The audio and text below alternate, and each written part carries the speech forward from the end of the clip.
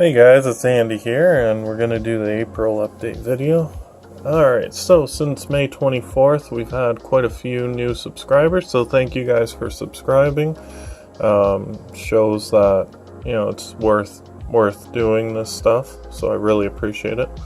Tweech Mohammed, Oli Brinch, Michael Neal, Sanjovic Singh, Johnny Jazz, Rodolfo Oquindi, Mega Unboxing BR, Mystery Box, Lloyds Duval, Elio Orts, L'Oreal Lancaster, Dima Bo. So thank you to all of you for subscribing. I really appreciate it. We'll go into comments now. Average Joe, you like the portable charger video. I've changed the way I do my videos and my format, so he just commented on that, so thank you, I really appreciate that. Also the power wall, oh yeah, so I had an issue with my main power wall, and he basically gave me pointed me in the right direction of basically my batteries were not organized properly on the wall. But yeah, thank you for helping me with that. Spot welder, yeah, he liked the spot welder video, so thanks man, I appreciate it. James says that he, for testing and charging up the 18650s, he uses a Zan flare. He said he got them for somewhere up and down $17, which is really good price. Unfortunately, I couldn't find. He's down in the US though, so unfortunately Canadian economy is so terrible, can't really get any of that. But he says Zanflare is a good one to get. Steve64464 says he's been trying to use a UPS with 8S, which is obviously giving him quite some issues. He also gave me the link for the Discord channel, so thank you for that, I appreciate it. I haven't really posted anything in that Discord, but I'm on Discord a lot, so I'll check it out and read what they're talking about. It's kind of interesting. And he liked the spot welder video, I appreciate that, man. Yeah, you should definitely tackle building one, it's worth it, in my opinion. Gangster Paradise, he wants that beginner's guide video. No, I'm waiting for the solar cells to show up so I can have an entire unit together, and then I'll put that video together. Mindo Midi, so he liked the modular Powerwall video, thank you man, I appreciate it. Ben Carell, high discharge, okay, Ben is asking about the high discharge BMS, and I haven't been able to do anything with that, to be honest. I'm sorry about that.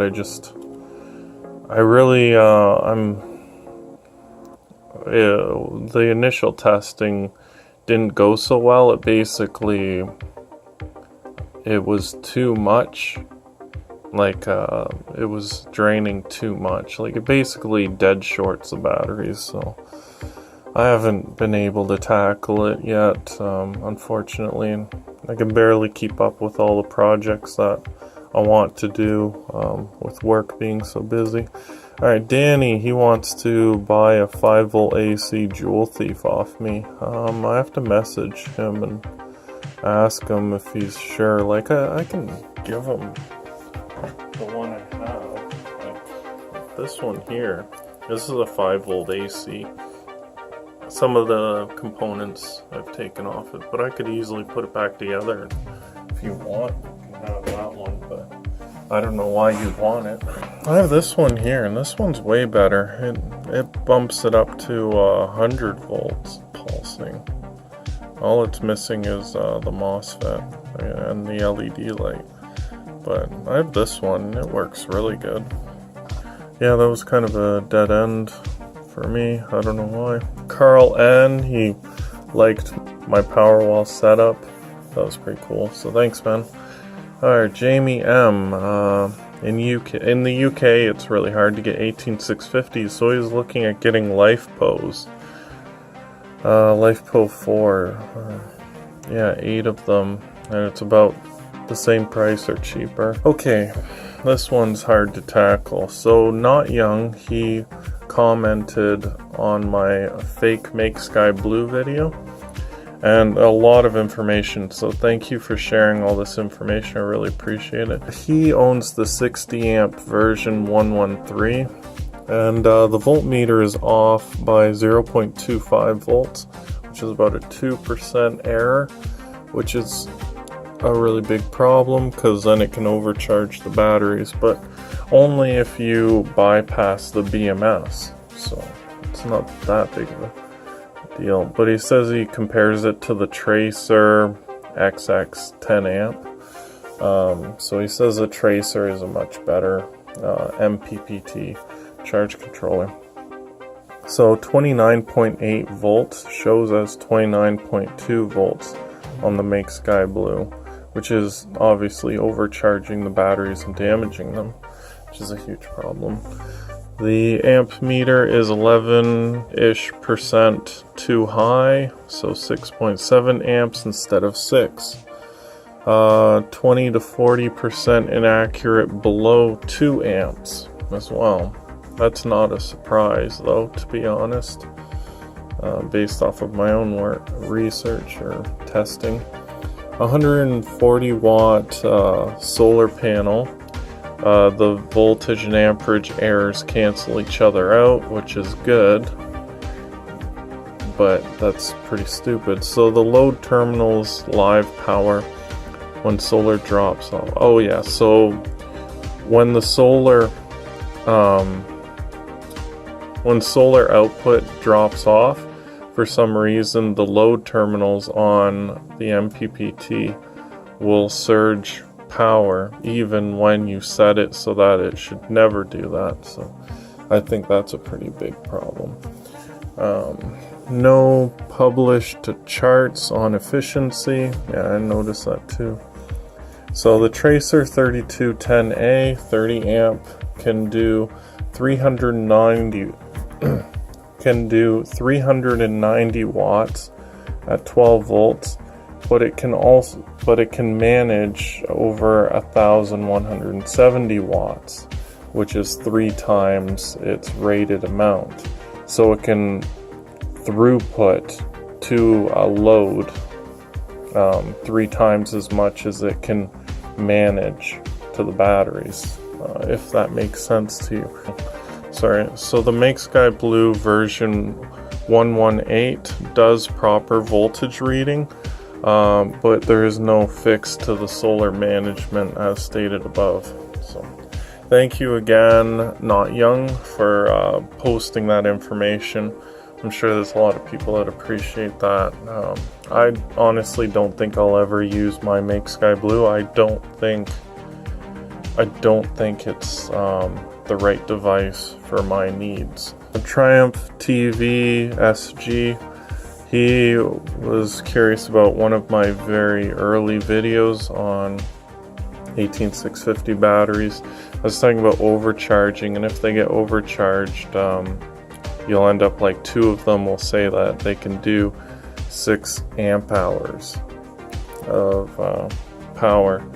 And he was wondering, like, are you sure about that? And I looked it up, and those specific batteries, they're only rated for 2.6 amps each, which equals 5.2 amp hours, not 6. So you're getting an extra 800 milliamp hours, so 400 milliamp hours each, by overcharging them past 4.2 volts.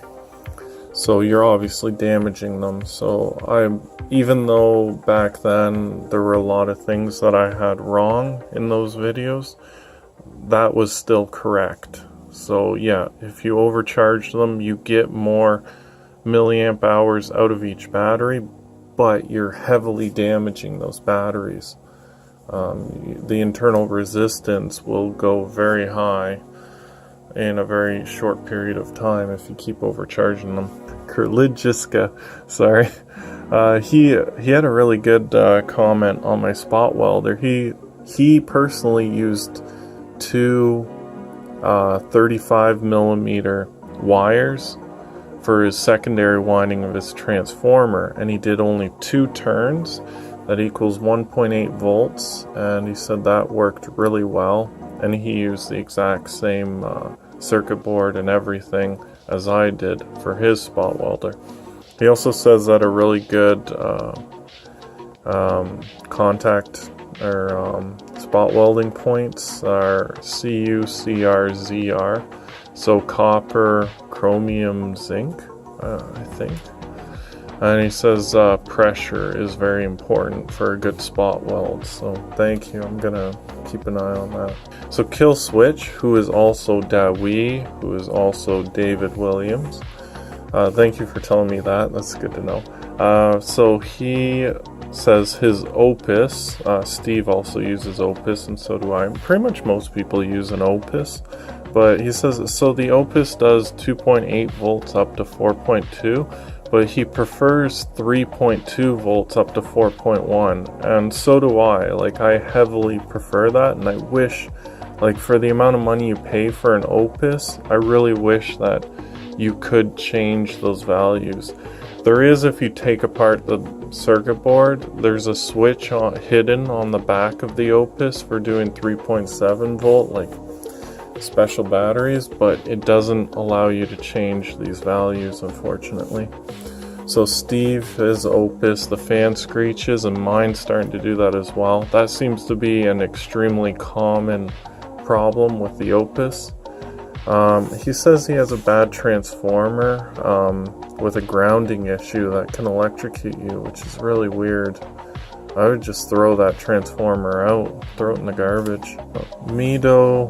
Meady says, keep up the good work. Thank you.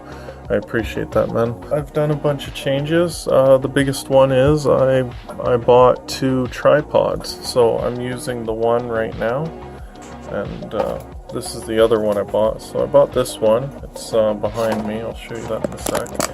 And then I also bought this one. So works really well. I'm very happy with it.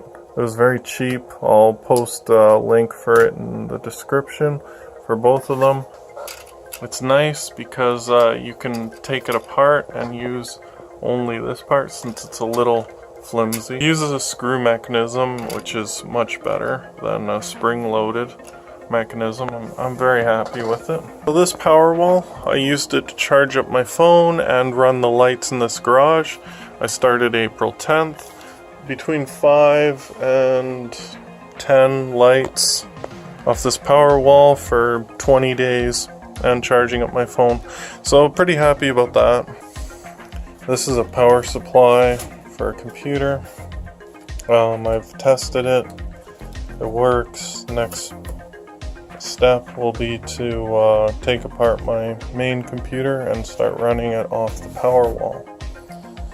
I want to convert as much as I can to running directly off of batteries, which would be pretty cool. I don't need to do it, but I do want to do it. This wall I built, I'm going to take it all apart. I bought 2 Lolito Kais since one of mine is broken. If you saw my video of how to fix this one, the electrolytic leaked out of some batteries, so I'm going to redesign my power walls. You can see I'm going to build a charging station. It seems pretty straightforward.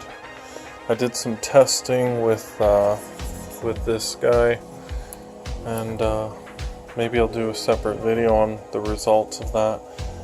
So this I fixed, and then I still haven't gotten to testing that out.